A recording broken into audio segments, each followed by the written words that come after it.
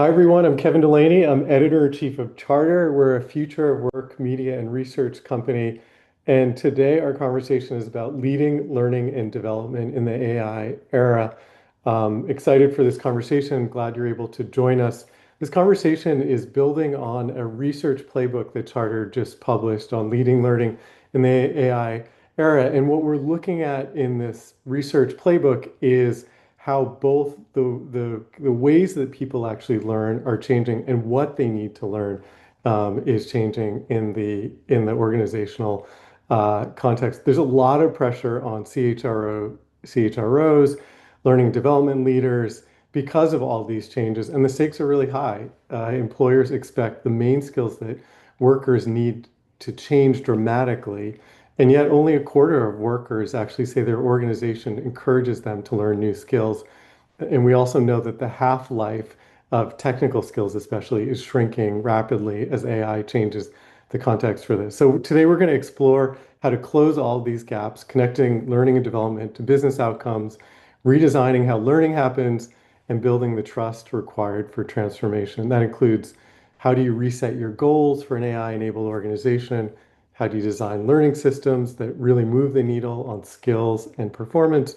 And how do you lead the cultural and organizational change that makes all of this stick? So, as I said, this builds on a research playbook that we've just published. Two of the people we've interviewed for this playbook are joining us for this conversation, and we partnered with Microsoft on that playbook for its support and partnership for that playbook and also for the conversation today. So we're going to dive into the conversation right now. I'm going to introduce two of our speakers, and we have a third one who's joining us momentarily. I'm going to start with Raffaella Sadun. She's a professor of business administration at Harvard Business School, where she co-leads the Digital Reskilling Lab. Her research focuses on management practices and organizational performance, including how companies can effectively reskill workers for the AI transition. Raffaella, thank you for joining us. Thank you for having me. And we also have Kian Katanforoosh. He's the founder and CEO of Workera, which is a platform used by companies to assess and upskill their workforce, especially in AI and technical domains. He's also a professor and he teaches deep learning at Stanford, where he helped build the university's AI curriculum alongside Andrew Ng and others. So, Kian, thank you for joining us as well. Yeah, thanks for having me. Okay. And then third but not least, I'm going to call in Katy George from Microsoft. She's Corporate Vice President of Workforce Transformation, and she leads a new team focused on how AI changes work functions, design, labor trends, and what it takes to help large organizations become truly AI enabled, drawing on Microsoft's own transformation and what it sees with customers. Katy previously spent over 2 decades at McKinsey, and she most recently was their Chief People Officer. Katy, thank you for joining the conversation. My pleasure. Thank you.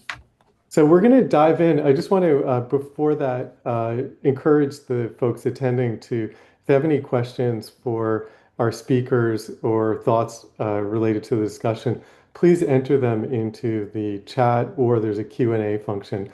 I'll be keeping an eye on those, and we'll be leaving time towards the back part of this hour to make sure that we work through some of those questions. So, Katy, I want to kick off the conversation with you. Your role is workforce transformation, and before we dive into learning and development specifically, in brief, are there key frameworks or principles you're finding that are critical for transforming workforces at Microsoft and other so-called frontier firms? Yeah, well, first of all, we define frontier firms as those that are truly AI powered, right, in every part of the organizational, every process, et cetera, but still very much human led. And what we're finding is that. Katy, I think you just muted. Okay. What? In order to achieve real business results, what we're finding is that this has to be treated as a business transformation. This is not a product launch. This is not a tech project. This really has to be business led with very clear focus and goals set from business leadership about what they want to achieve with AI. And the teams doing the work have to bring together kind of capabilities around technology, of course, real visionaries around what agentic systems can do, but also around process and really understanding business process often in a way that is more explicit than many of our knowledge work processes have been in the past, with people really understand people, which is, of course, much of this audience, in really thinking about engaging employees who really understand how the work is done to change the work with AI in the change management process. And then, of course, what we'll be talking about in the upskilling and the learning that's required. And only when those different pieces come together are we seeing AI solutions really connect into business processes in a way that really drive business performance forward.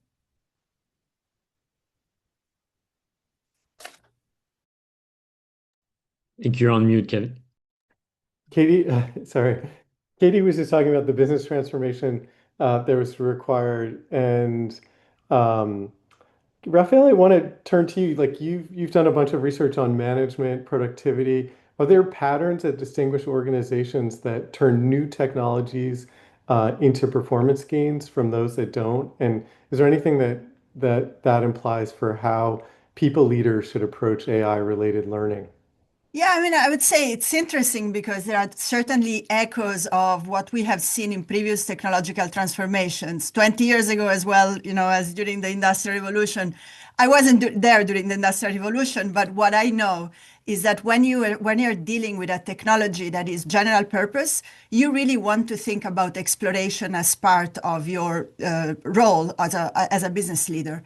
And the reason is we are discovering the playbook. We are discovering what to do, but what needs to be done is very firm specific. And so if you as an organization are not able to understand where to explore, if you're not putting resources towards experimentation and also the post, what comes after experimenting, which is learning and scaling, then I think any technological investment you make is at risk of not being not being very effective because you haven't really adapted the technology to your needs. So I think that one trait here is understanding that there are needs for exploration. And the second trait is understanding that this exploration will not be frictionless because that's not what exploration looks like in real life. There will be mistakes and there will be learnings along the way. And the key piece is understanding, getting into that process continuously. We'll come back to that actually, the best ways to enable that in a little bit. Kian, you've said that the number of skills people need to learn now at the pace of the economy is crazy. And when you hear Katie and Raffaella talking about the extent of the transformation and the kind of messy experimentation and exploration that needs to be involved, how should people leaders think about prioritizing when everything actually feels quite urgent?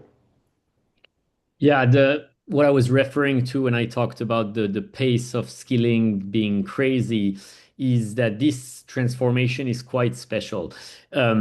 We had transformations in the past, mobile, cloud, others, where you could put together a programmatic, or training programs that would teach the bulk of the skills that people need to learn, and you'd probably be good to go to a certain extent.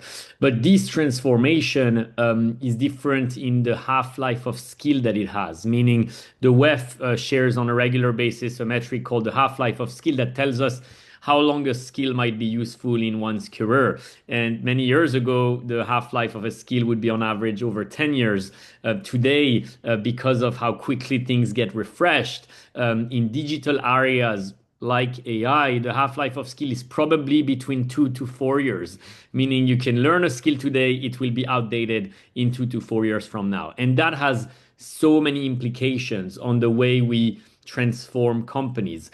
One of the sort of mental models that I use is the difference between durable and perishable skills, where I consider durable skills that have a half-life of over 5 years, and perishable skills things that are shorter in half-life but are more relevant for projects. They're tied to innovation. And good companies know how to differentiate between these two, know how to define the 2030 plan with transversal, durable skills that everybody should have across the organization, and put in place the processes that allow people on their own or with the help with their line manager to figure out those perishable skills that allow them to innovate. So that's one of the mental models. The other one that I'm seeing super important for a prioritization framework is the build versus buy decision. Some organizations want to build everything in-house, some want to buy everything. And I think today for anything that is perishable, you cannot build in-house. By the time you create an AI training program and you launch it, it's already outdated and it's already using the previous generation of models. So in those areas, I think companies are better off finding partners, vendors that they know are going to keep up on their behalf with progress. Yeah. That's great. And then that framework is really interesting, durable skills versus perishable skills. Do we know what the durable skills are? Common ones might include critical thinking, problem solving, resilience and adaptability. A lot of them are called also behavioral character skills. Some people call them power skills, and those are critical in many organizations. They come in different flavors. But even I would consider math or coding a durable skill because knowing, how to code is probably going to be useful still in the future for many people in their work. Some bucket of them sound like things that you hire for, and some that you could actually train. But some of them, Katie and Raphael, I'm interested in your thoughts on this distinction between durable and perishable skills, and what we know about the durable skills and how to how to deepen them, I guess. Well, one of the things my team's been doing is really looking at kind of all of the best examples of AI transformation across Microsoft and really trying to learn, what is the new paradigm of how humans collaborate together and what roles they have. There are a couple of things that I might add into the durable skill category that I think are emerging in the new paradigm for how humans will work. We are seeing humans. For example, this notion of continuous experimentation that Raffaella talked about, and even the skill required to break down work and figure out how to transform it, those are skills that are going to be important forever because AI will continue to evolve in terms of its capabilities. If you look at the whole system of an organization and how it works, it will continue to change as people adopt new things. And so those are skills that we expect every manager and actually every person on the team to have. Another one would be just management skills. So if you think about what it takes to really take best advantage of AI, either in prompts or using agents, you really need some of the same skills that we used to develop only when people got into management layers, but now need much earlier, which is being able to be very clear about what an end product and objective looks like, being able to prioritize work, to delegate, to quality control. And so one of the things we're thinking about is how do you actually build those skills and the judgment that's required much earlier in our early career folks. And so I think those might be a couple of other things that may prove quite durable as skills that more of the workforce earlier in their careers will need to acquire. Yeah, I have two quick questions before Rafaela comes in. The first one is you talked about the skills about continuous transformation. Is that, people talk about learning agility but Mhm. actually what you're describing sounds a bit more specific in a way. It's almost like junior management consultant skills or something. I'm not sure what Well, I the, think it's actually a little different. I think it is, first of all, it is different than just learning agility, which of course is a total prerequisite for yeah. being successful in today's world. But what we're seeing is that we need to see our teams continuing to try new things with AI, right?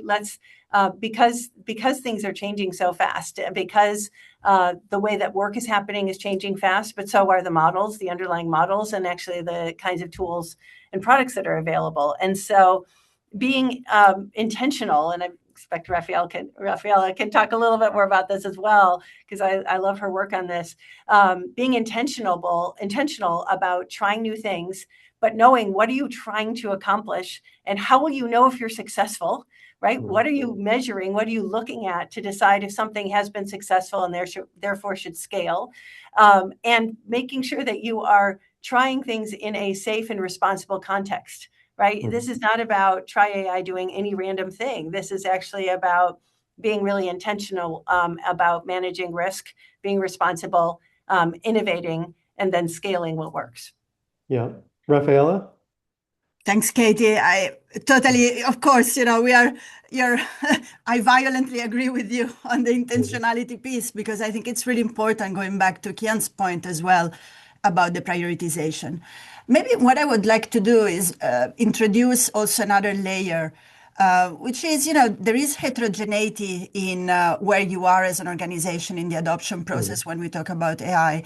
And the type of skills that you need early on are going to be different from what you need when you have to, imagine you've discovered something and you are in the phase in which you want that discovery to diffuse, and then eventually when you want to adopt at scale. And I think one piece that I'm starting to appreciate is that the type of skills, but also the type of people that you want most involved across these different stages of adoption may be different. Initially, you really want the explorer, or people who are maybe technically capable, but also have the mindset of dealing with the uncertainty of exploration, which is not something that is for everyone.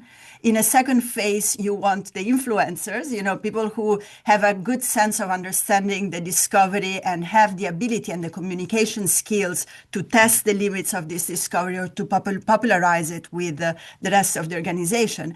And then I think at the end of the day, when you really are aiming for adoption, that's, again, another set of skills, which are about making sure that there is, I don't want to call it compliance, but adherence to a new way of doing work. And so this makes the work of L&D professionals a little bit more complicated, because it's not just about what you need at a point in time, but is what do you need at different moments of your adoption process. And I call it, you need to be a little bit of a game theorist. If you don't know where you're going, it's going to be hard to stage these investments in skills and development for your organization. That's super interesting.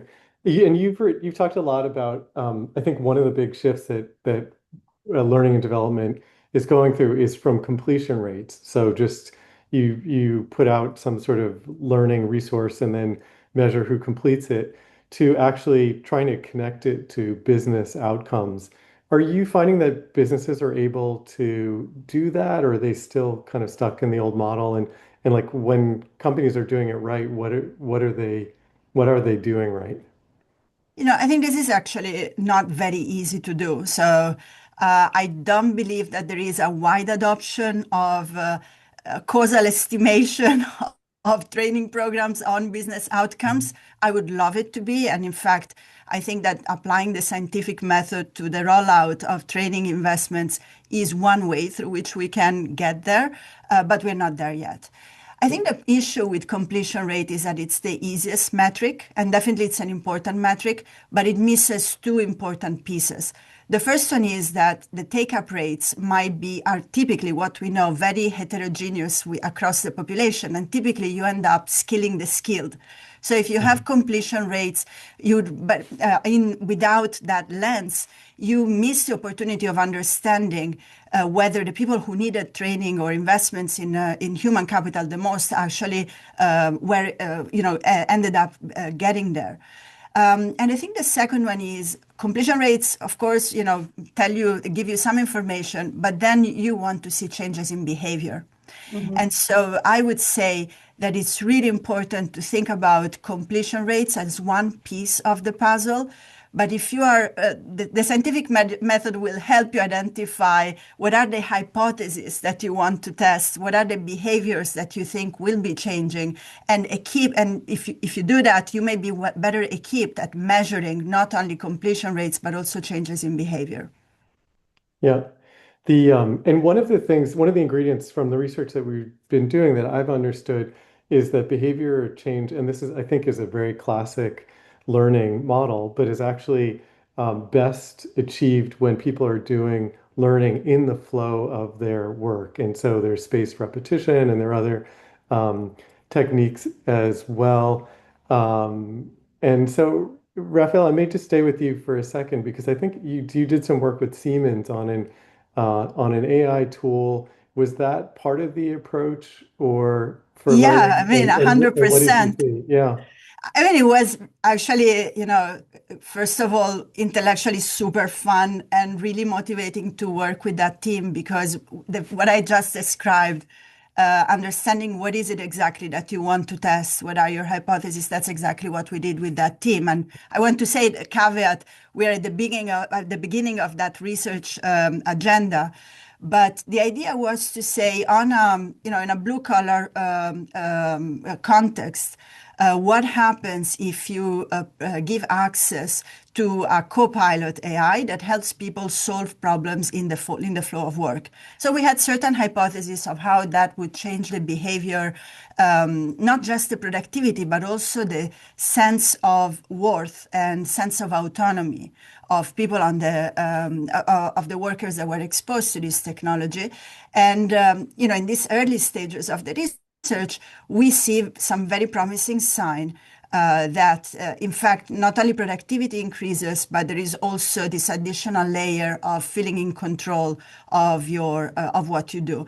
Which, by the way, I think this is one of the most fascinating aspects of AI that David Autor often talks about, is this ability of making expertise available and democratizing expertise. So these are the type of examples of behavioral change that I was describing. You could do the same in different settings, but you have to have a deep understanding of what your expectations are. Yeah. And Katie, of course, Microsoft has the Copilot model in the product called Copilot, which I think has been, initially thought of as a productivity tool to create, help you create drafts of documents or things like that. But are you also thinking about Copilot as a learning mechanism? Are you seeing people using it to teach people new skills as they work? Yeah. So several things going through my mind. First of all, to the question you asked before, because I think it then relates, what we're finding is that in order to achieve real business results, it's not enough to launch a bunch of Copilot seats into a company and then teach people how to do prompting. AI fluency is not enough to actually then drive the business forward. What we're finding is because that's kind of an individual sport, right? That's everybody out for themselves, figure out whether they can, some people, to your point, get 300% more productive in their job with a Copilot license and a little training, and some people 2% more productive. They sort their emails, but that's kind of all they do.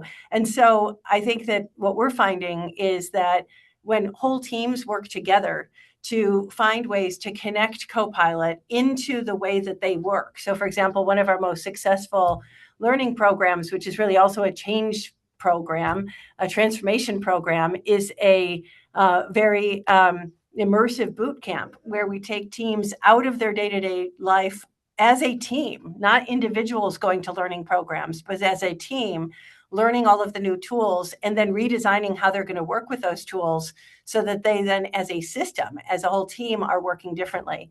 And so that is, where we're seeing kind of learning connecting to business results. But one of the things I'm super intrigued by with Copilot, but also other tools like GitHub Copilot, is that I spent as a consultant years learning how to break problems down into, its different pieces or whatever, right? And figuring out how to do that in a really robust way. If you ask Copilot a question, it immediately breaks it down for you. If you use our researcher tool, it's amazing. It tells you, I'm going through 5 different steps to figure out, the answer to your question, and here's where I am. And all of that work is visible. And so I think there is a tremendous opportunity to turn that work, almost that exhaust, if you will, from these tools into a way of helping humans work through those things. Because one of the things that we're finding is that although AI makes expertise democratized, it's really exciting. And we see lots of examples where Copilot is not actually just a productivity tool. It's far more an innovation tool. It's a speed tool. It's a quality tool. It's helping people kind of insert new analyses, decision-making, coaching into the work that they're doing that they otherwise couldn't have done. But what we're finding is that the very best users often are ones who are pretty experienced and have the judgment to direct AI in a really meaningful way. So that combination of experience and judgment and AI is what's driving the greatest results. And that's why I said earlier that we need to build that judgment in our early career folks faster.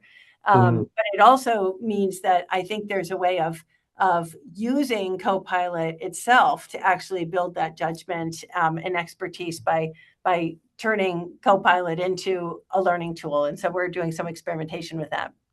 Yeah, I'm going to pull Keon in a second. Katie, one thing I've been thinking about in terms of this idea that management skills are really helpful in terms of managing AI and AI agents is my sense of using AI is that your greatest success is when you're a micromanager. So if you're really specific about what you want and you really pick apart what it delivers, and then you really give it very clear follow-up instructions. And EQ doesn't help a lot Iterate it. in That's that right. in that That's right. context. And so one thing I've been thinking about is it's true that management skills are very useful, but the kind of management skills that we often discourage people from practicing, this sort of micromanagement of employees and the low EQ kind of focus on results. Have you thought about that at all? That's really interesting. I was actually just with a team. We've developed our own version of a playbook, which is different from your learning playbook, which I loved, by the way. But which is what are three different kind of recipes or ways to help teams connect AI into business processes in a way that drives results. And we were running a workshop on that with one of our teams. And what was super interesting is the question that I thought would be really easy, that was just to set up the workshop, was pick one thing, one business result that would really make a difference for your team if you could achieve it. Because then we're going to play with that, with these three different recipes and figure out what that looks like. It was really hard for many of the people in the room to really articulate what would be a real change in kind of their performance that would emanate and be visible and kind of meaningful to the rest of the business and to the people that they serve. Oh, And so so this notion of, so I agree with you that, that there's a micromanaging aspect of using AI well, but I think there's also kind of almost forcing us to create more of a new science of knowledge work in the same yeah. way that lean changed manufacturing from being kind of an art to a science by making a lot of things explicit and standardized and teaching the employees how to evaluate work to continue to improve it. We're really seeing the same kind of thing now in knowledge work. How do you articulate what your goal is? How do you set the right ambition level and the right goal? How do you do that not just as a CEO who, of course, is good at that, but as any person, in your job. And then how do you break apart kind of the tasks that you were doing to figure out where AI could actually help you or automate things and take work away or, give you more insight or whatever. And so I think we are seeing kind of the development. And that's what I mean by there's some durable skills now, not just around management, but about work transformation that will be important for us to make more explicit and to teach people. That's super interesting.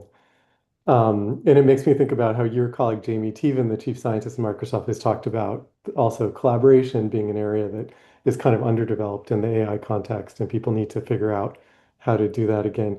Kian, do you want to react to what Katie and Raffaella have been saying? That we've been talking about this kind of needing to rethink knowledge work in some ways from the ground up, these skills and the extent to which they overlap with management, learning in the flow of work and the way that copilots are one tool for that. Yeah. I mean, plenty of interesting things from Katie and Rafaela. I'd say starting with the metrics and going on what Rafaela said about completion rates or time spent learning. And to me, it's we need to move as a learning community away from learning as a benefit into learning as a business imperative.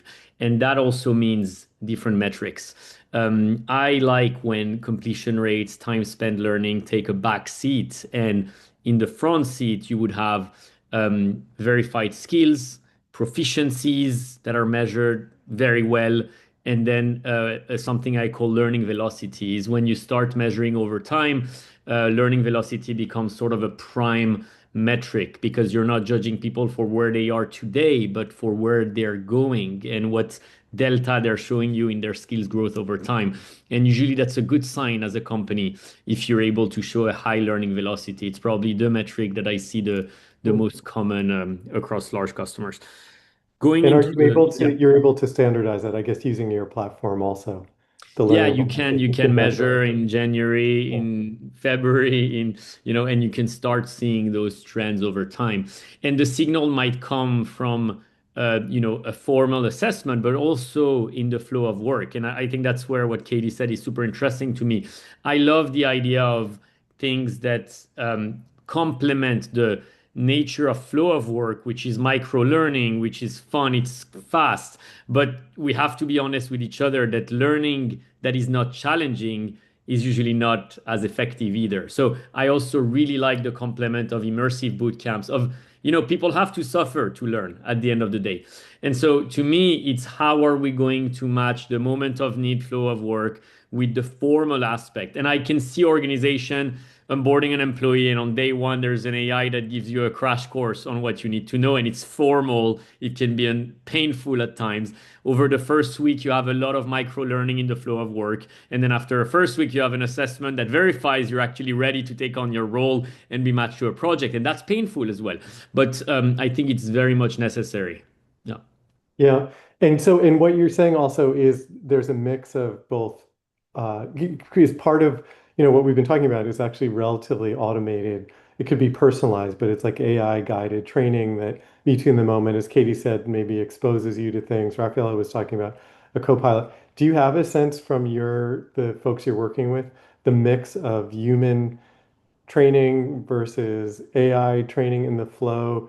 Like what is actually enabling learning velocity? I If think that's it depends. It depends yeah, on the diagnostic in the first place. I'll give you a few examples. yeah, I always like to start with a diagnostic when we think about AI readiness. So we benchmark a large organization, usually enterprise-wide, and then we start seeing certain patterns. One of the things that we do before benchmarking people, for example, is we ask them to self-rate themselves. Where do you think you are in this journey? Are you a beginner? Are you advanced? And it turns out at the aggregates, we can show which organizations or which departments tend to be overconfident or underconfident. And the type of methods that are going to work are different depending on if you're in one group or the other. On top of that, we might be able to pinpoint certain gaps that are very granular. I'll tell you an example. We work, with ServiceNow enterprise-wide, other large organization, and for many of them, one of the things that is diagnosed is that people are not yet good at identifying where AI can be most useful in their business workflow. That's a skill you want to teach them. And then these organizations can go and create an immersive bootcamp, like Katie talked about, that is specifically themed after the diagnosed gap. They can create, and long story short, once you have the diagnosis, you will understand how much of it you can get done in the flow of work and how much you can't get done in the flow of work. Typically, if your gap is too large, you don't want to be only going after the flow of work because you know that there's certain things that need to be taught formally because the gap is large and you need people to focus and get them out of their work for a day or two and then get them to learn that. But all of that just becomes a reality once the company does the diagnostic, typically. Yeah. that's really interesting. So some of the things you're looking at are like level of overconfidence in terms of relative to skills. Are people actually good at identifying the ways in which AI can improve their business? That's really interesting.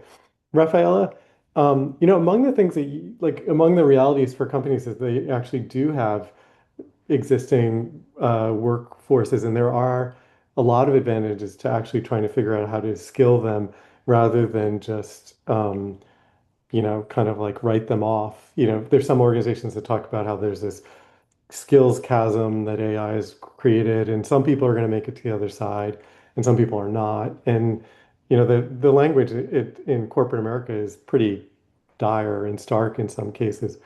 To actually reskill existing workers to get people to the other side, rather than giving up on them and hiring new ones, what does that require both from the organization and the individual? Are there places where companies get that wrong? Like what's sort of key to moving your workforce forward through training. Yeah.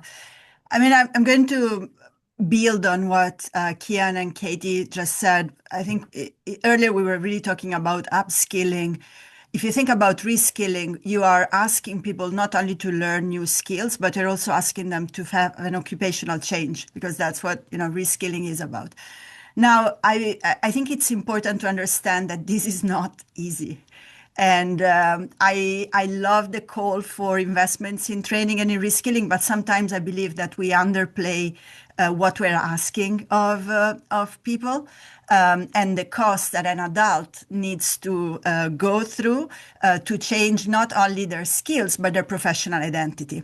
And so now the benefits are also clear, however, because if you're able to do that, you not only get somebody that has institutional experience and a knowledge of the processes, which, as Katy was saying before, is essential to train AI and to really embed AI in the organization. But you've also made an investment in a person that is met with often greater motivation and greater loyalty. And I think that this is a piece that if we have only a very short-term perspective on your investments in human capital, you may miss. There are very interesting stories of organizations that get this principle and grow through this principle. So to go back to your question, this is just as a context. I think this all, in a sense, starts from having a very clear sense of the strategy. What is it that you want to achieve? Katy was talking about the difficulty of people in articulating what they want to achieve. In my world, if you don't have that clarity, 3 levels down, 4 levels down the C-suite, this means that you have not sufficiently articulated your competitive advantage and what you want to achieve. So I think that it really starts there. There is a second piece, which is the middle layer of the organization. I don't know, look, middle managers are berated left and right. But in my research, I find that this is a layer that actually can provide a ton of motivation for people to learn new things. We are talking about the technological infrastructure, but again, I want to pause and make a sense of, let's self-reflect on why is it that we learn new things. And often I can tell you personally, it's because I was inspired by another person, not because I was inspired by a software. So I think it's really important to make the infrastructure as frictionless as possible and as rich as possible. But also we need to understand what are the incentives that and what are the human preconditions for learning. And lastly, I guess if you follow this logic, when people invest in learning, it's not just because they want to learn something because somebody else told them to do so, but it's because they see that there is a payoff in their career and their development. And so let's clarify what is the payoff that comes from training and especially retraining for a new occupation. What promise is the organization making to people? And are they able to make good on the promise of future returns from that activity? This is a commitment problem. And I think that it's, certain organizations are just better at keeping that commitment or communicating that commitment for the same amount of money spent on learning. That's really interesting. We did a big survey of workers earlier this year, and access to growth opportunities was one of the biggest factors for workers in terms of thinking about an employer as someone who they'd want to work for. And it's clearly when you're just talking about career development and the payoff for the workers themselves, that ties in directly to that. This may be a hard question to answer, but when you're talking about making sure that the strategy is understood several layers down, and Katy was talking about how people's challenges in articulating the goals. If you think about a big company, what sort of granularity of strategy or goal do you need to convey 3 layers down to get people aligned with the sort of AI training and change and reskilling that you're talking about? It sounds like it goes beyond it's probably more of like a transformation goal as opposed to a quarterly or even annual I'll be short goal. because I know that Kian and Katy both want to jump in. Yeah. But I think that, here, I'm in the temple of strategy here at Harvard Business School. we basically say you have to articulate your strategy in 100 words or less. And in these 100 words, you have to clarify what is your competitive advantage. And so how do you create value for your customers, or, in other cases, for your suppliers? I think it's really that clarity of where you add value compared to other parts of the economy. And that is, sometimes it's very simple, right? And if your people down below the C-suite don't understand that, they cannot make trade-offs for you. And so I think that's like the clarity that you see in places where there is that clear communication and articulation of the competitive advantage. Yeah, that makes sense. Thank you for explaining that. Yeah, go ahead, Katie. I would just add, I think, great. I would just add that what we're seeing is that then it's really the responsibility of every manager. I very much agree with Raffaella's point that middle managers are really going to be critical to the kind of change that we need to see, to translate what that 100 words is really and what it means to them and their team, whether they are directly in line with kind of the core competitive advantage or whether they're an enabling function. And what we're finding is that the most successful AI transformations are happening where there's a really great top-down, bottom-up dynamic. So, for example, in our finance team, they have been very clear that there's 6 core processes that matter for finance, and they're very clear about what success looks like in transforming those processes, about the kind of internal customer satisfaction, the speed, as well as the efficiency with which they're working. And because they've given that clarity, they have citizen developer teams who are continuing to innovate ideas about prompts and agents, but all in a way that accrues to those specific focus areas and to those specific goals. And so that then when citizen developers come up with something great, they celebrate them and they scale the idea to the whole organization. And that's what I mean by being really clear kind of at each level of an organization, what matters in order to drive the innovation forward. And that also then, describes kind of how we've been talking about, if you have the skill set everywhere in the organization of breaking down work and coming up with new ideas with AI, of thinking about how to manage with AI in an effective way, how to experiment continuously, you then create that kind of, fast cycle, positive kind of flow, as long as there's clarity about what good looks like.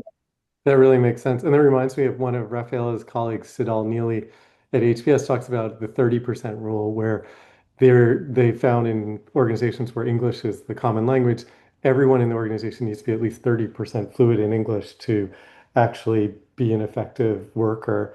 And what they're finding is that with AI training, everyone needs to be, I don't know how you measure this, but at least 30% fluent and literate and comfortable in AI to be able to Katie, to your point, you sort of participate in this transformation as well.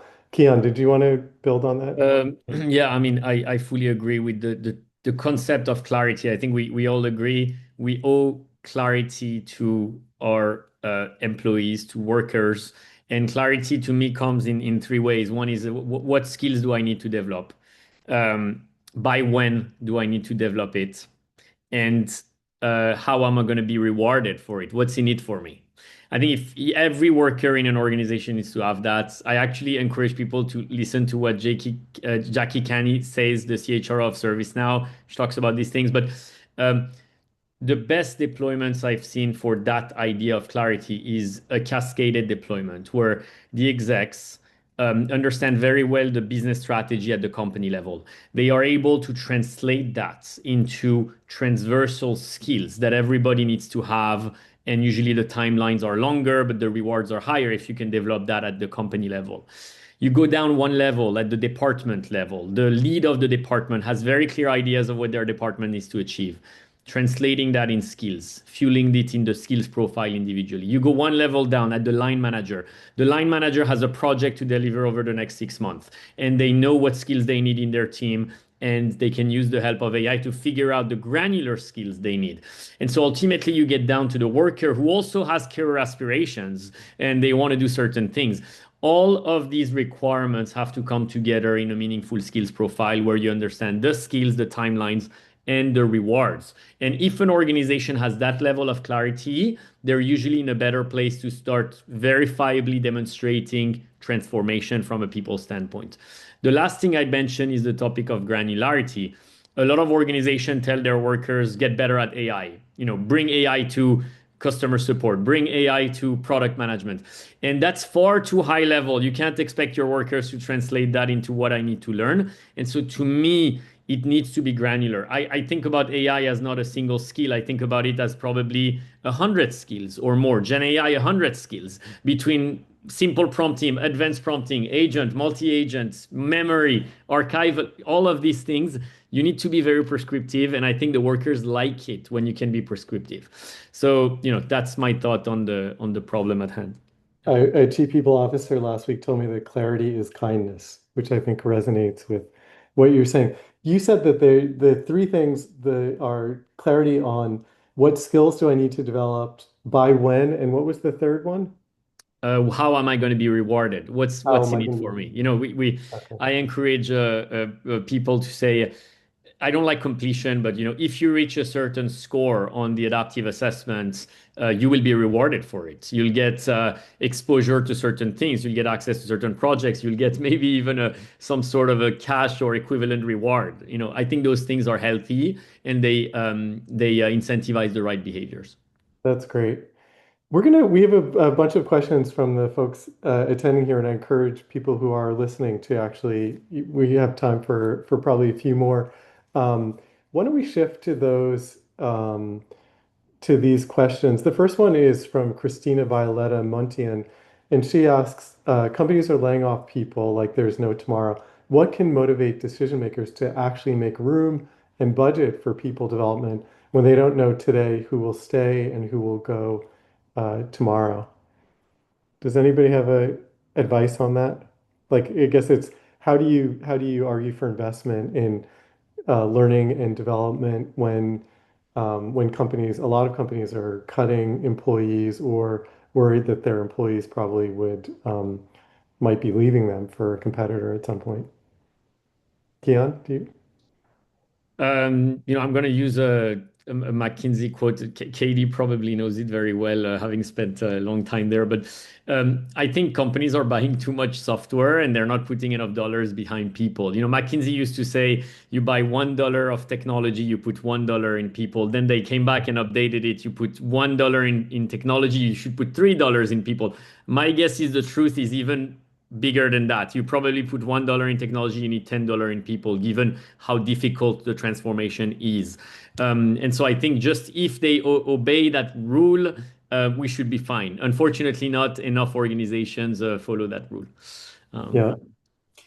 I was also going to just say the business reality, and totally agree with Kian, what you just said, is that it's a lot better to retrain people than to, deal with severance and rehiring, et cetera. And so one of the things we're doing is really looking at skill affinity. So, if there are roles and areas of the organization that are being deprioritized or where we don't need as many people, how do we really understand the skills that those folks have and map those to the growth areas, and which is a starting point for then the kind of reskilling, et cetera. And so I think, when I think about really where best practice organizations are going, I do think that this whole reskilling question has both responsibilities for the employer and for the employee.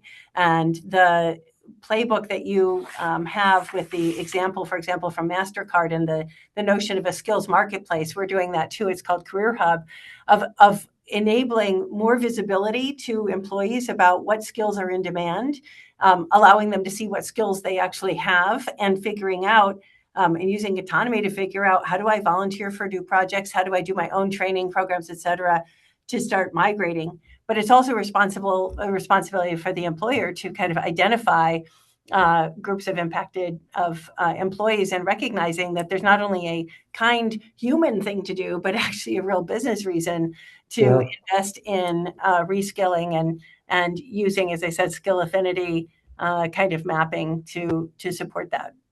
Yeah, that's great. I just had a thought about how McKinsey has been blamed for layoffs over the years. So we appreciate the affirmation of the importance of retaining and skilling workers in that context. We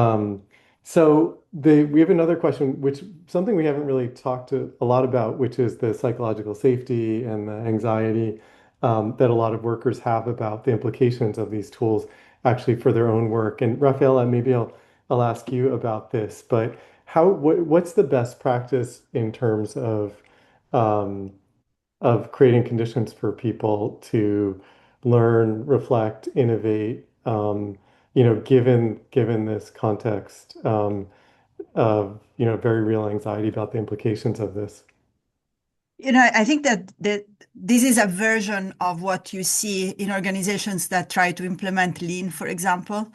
And there is this concern that when you implement lean, the company becomes more productive, and therefore there will be layoffs. I think AI is the fear and the anxiety that AI creates is similar in its flavor, because what you hear is people really being concerned about transmitting their knowledge to something that can potentially be substituting for them. And I believe that this anxiety is real, may also have some geographical connotation, and I would not dismiss it at all. Now, I think that we go back to the point of clarifying whether, that if there is going to be value creation, this value creation will be shared with the employees. And that's, again, I think this is a mindset more than a specific monetary incentive. It's very hard to write down a contract that makes that promise, but it's a culture of the firm where learning and new applications and adoption of new technologies or discoveries are being rewarded and are being celebrated. And so I want to say that there is something that needs to happen at the level of the employees to make sure that this culture is clear. And now we are going completely soft. But one reality is that sometimes the biggest blockers are, again, we go back to our friends, the middle managers. Earlier, I celebrated the good ones, the mentors and the coaches. But some of that anxiety is actually created by what we call our talent hoarders, or middle managers that are not exactly don't want their employees to learn new things or apply new things, or are concerned that they would lose the most productive people or the most productive team workers. So I think that point, Kevin, is a cultural point. And Yeah, it's something that needs to be articulated and communicated and reinforced constantly. yeah, that's great. We have a If I question may, oh, from, sorry, go yeah, for go it. ahead, Jan. Yeah, No, I was just going to add something.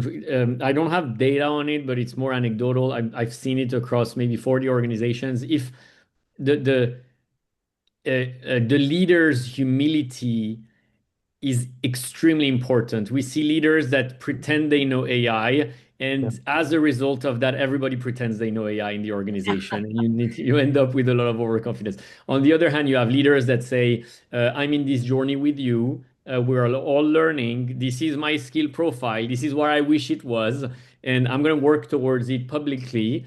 And that has a very different implication on people in that organization in terms of psychological safety, in terms of the pace at which they're ready to learn and show their, improvements. And so I was just calling out humility for me is the one that is extremely important. I yeah, agree. If I may add, I think also recognizing that sometimes something didn't work can be yeah. very powerful at a point in which everybody is investing in new AI applications, showing that you tried something new and actually did not deliver the results that you hypothesized at the beginning. It can be very powerful, and it's part of the learning process. One of the other questions we have, this one is from C. Carter, is about all of the developments in AI and L&D apply from a workforce development perspective when you're working with students, preparing them through the workforce, or perhaps entry level workers. Are there any learnings that you're seeing there particularly relevant in terms of equipping students and young workers for the workforce as it's evolving? Katie, do you have any thoughts on this? to go? Well, Yeah. I think we're still learning a lot, but I think that we are seeing the emergence more and more of, what we can call T-shaped roles, right? The notion that it's still incredibly valuable to have domain expertise in something. And so I don't think that this is, we're not quickly anyway evolving to a world of just generalists who are good synthesizers across all of the expertise that AI offers. You actually need people who are able to direct and quality control with some expertise. But we are increasingly seeing that we want people who also are horizontal thinkers, who are system thinkers, who are integrators, who are have design thinking kind of, because in a sense, as we all create agents, et cetera, in the future to do our roles, we are in a sense product builders. And so there's a mindset shift. We tell our engineers, you're going to move from, and Raffaella talked about professional identity, moving from thinking of yourself as a great coder to a product builder. And you still need to have coding expertise if you're going to make AI work for you. But you are now a product builder. And I think that same thing is showing up in all sorts of jobs, whether it's an HR business partner who is now an integrator client counselor, whether it's a sales rep who is now integrating all of the different capabilities for a customer. And so I think that combination of skill building and mindset is going to be important earlier and earlier in people's careers. Yeah, that's great. We just have a few minutes left, and I'd love to give you each of you just a quick 30 seconds just to share a thought that you're taking away or a bit of advice that you'd share. Kian, could you kick us off like a final thought as we close out? Final thought for me is that next year is the year of humans. That's what it is. I think organizations have bought a lot of technology, and there are famous studies coming out that a lot of it doesn't work. And when you trace back why, it comes down to the humans and the ability to change. And so I think next year is the wake-up call that we need to bring the workforce along. Otherwise, you'll completely miss your transformation. That's great. Raffaella? Yeah, I love that. I think I would add it's the year of the learning human. Because clearly we are going to need to bring everybody, but I think it's especially important now that we've done all this dissemination of different experiments that we start finding ways to learn from the experiments and understanding what works for us and what's worth scaling. That's great. And Katy? I would just add on that I think this is the year where we're going to start shifting from, as I described, kind of individual learning to much more systemic business process improvement with AI. And I think what we're going to find is what we're finding in our kind of case examples of success to date, that we can deliver much better business performance and also make the workplace better for human beings. That is great. I've got a bunch of things that I've taken away. I feel like insights that I've learned from all of you. Raffaella, your comments about the Siemens experiment and how both performance and confidence actually went up when people were using AI tools in the flow of their work for learning was really interesting. Kian, your focus on clarity is really interesting in terms of the skills you need to develop, by when, how you'll be rewarded.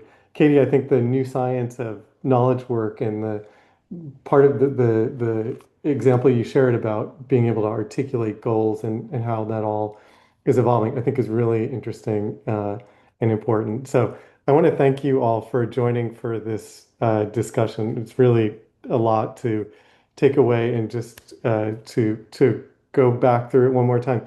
Katy George is Corporate Vice President of Workforce Transformation at Microsoft. Kian Katanforoosh is founder and CEO of Workera, and Raffaella Sadun is a professor of business administration at Harvard Business School.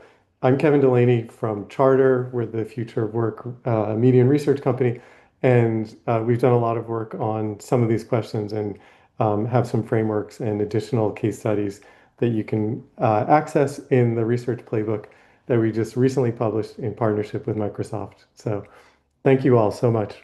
Thank you. Thank you.